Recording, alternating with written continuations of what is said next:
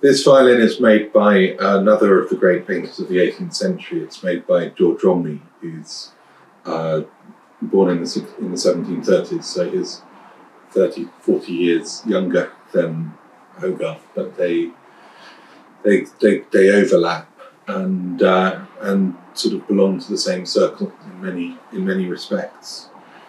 We know that from his biographies that until the age of 21 he was actually training as a cabinet maker, and only apprenticed to become a painter at the age of 21, by which time he had started to make violins and had also begun his life really as with the intention to become very musical. So what date was this violin made, do you think? It's really difficult to tell. It doesn't have a date, and the wood it's not quite the wood that we're familiar with. It's a kind of bolted pine, and it doesn't yield a date from dendrochronology. So I think 1750, something like that. In terms of Hogarth, we're talking about line and curve and shape. What is Romney doing here which makes this different from, if I can use the words, a normal violin? What's the experimentation going on here? We find that almost everything is done a little bit differently, and this is at a time when, although there was experimentation, most of the violin makers in London are fairly stuck on things which relate to established models, and this doesn't really have a model of itself.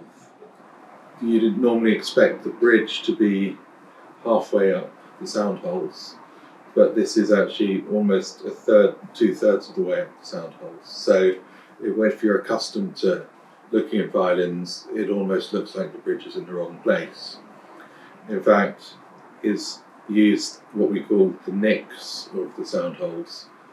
The one here denotes the classical centre, but this one here actually gives you the right length for your string, and the sound holes are actually down about 8 millimeters lower than they should. When you look at almost any other violin, there's the black lines of purfling, which actually give a better shape to the instrument, give the sort of geometric intention of the instrument as opposed to the overall outline. And actually, when you look at a violin which doesn't have those, maybe they've been painted on and worn away or something like that, the instrument will begin to look shapeless. This is exactly the same, but it's never had it. It's relied on the carving and this not just a very rounded edge, but which comes to an internal ridge, so that as the light catches it, there's either shadow or there's reflection, which give the continuity of that line. As the classic makers would have a chamfer coming around the whole way.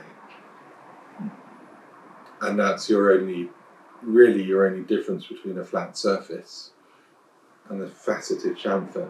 In this, there is no flat surface. There is, because it's a constant wave-like form, whichever angle you're going to get a reflection at a different place. The reflection will dance around it and will actually give it a certain power under the right light.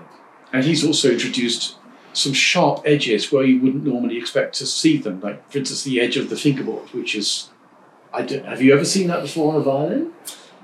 No, I mean, I'm afraid to say that when I first picked this up with a mind to restoring it, I thought that possibly with shrinkage and expansion with the veneer fingerboard that it had actually become the veneer surface had become too big for it. So I was minded to take a scraper or a file and rub it down. Because there's an edge here, isn't there? Exactly. So there's this edge, this little beaded edge, but immediately you feel that it's actually too soft for that, and looking under a magnifying glass you can see the tool marks of where this has been beautifully rounded off.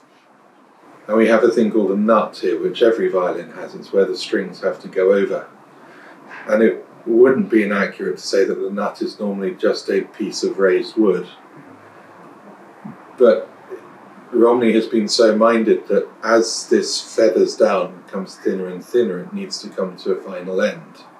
So there's a very thin nut, and then there's a concave pediment almost, which comes behind the nut, pediment if it was the other way around, which allows the eye to see a complete feathering into the peg box. So he's not prepared. He's just not prepared to say that any part of the instrument, just because it's functional, should not subscribe to the ideals of beauty which he believes in, basically. Exactly. I mean, even the most insignificant part of the violin, something that we would normally lose when we're restoring what we call a saddle, is so intimately carved that actually during the restoration it disintegrated, and we had to make the decision to find a way to consolidate and rebuild it, which any violin restorer is going to think I'm mad to do,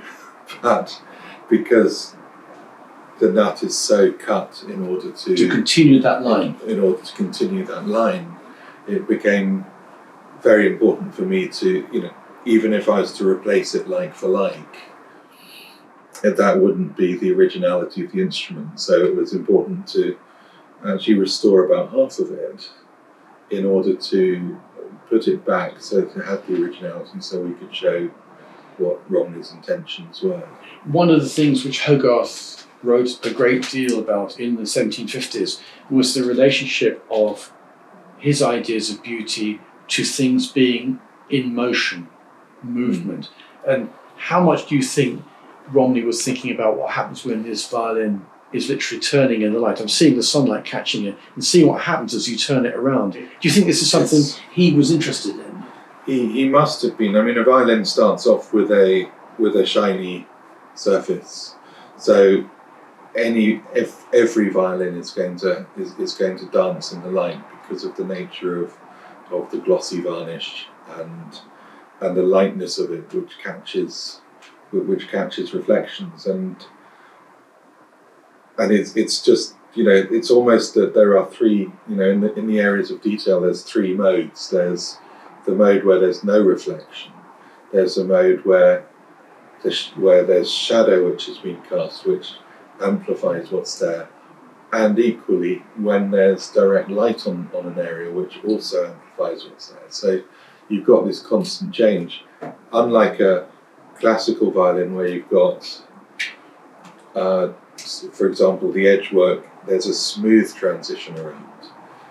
Actually having a hard, sharp transition, it almost catches the reflection or the shadow and amplifies it. So it's impossible to think of this not as a visualization of music,